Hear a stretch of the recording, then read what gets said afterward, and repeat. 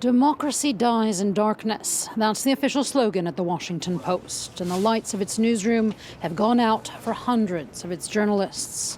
The paper has laid off a third of its staff. After a Zoom call, they were sent one of two subject lines, whether they'd be staying or were being fired. From Ukraine, reporter Lizzie Johnson tweeted after receiving her notice.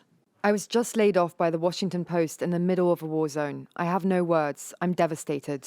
Just days earlier, she'd posted about bearing witness to war in sub-zero temperatures. Warming up in the car, writing in pencil, pen ink freezes, by headlamp. Despite how difficult this job can be, I'm proud to be a foreign correspondent at the Washington Post.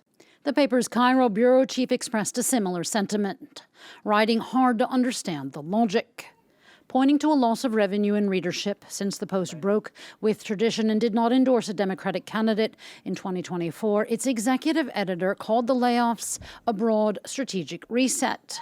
But for its employees, the paper's credibility is dying. These layoffs are not inevitable. A newsroom cannot be hollowed out without consequences of its credibility, its reach, and its future.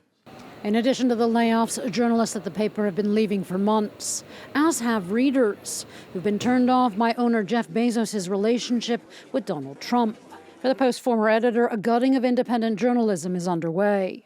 This ranks among the darkest days in the history of one of the world's greatest news organizations. Bezos' sickening efforts to curry favor with President Trump have left an especially ugly stain of their own. This is a case study in near-instant self-inflicted brand destruction. In its nearly century-and-a-half history, the paper of record in the U.S. Capitol has won 76 Pulitzers. It's the Post that broke the Watergate scandal. But under the Bezos ownership and a squeezing of independent journalism by the Trump administration, it is, for many Post journalists, dark days at the 149-year-old paper.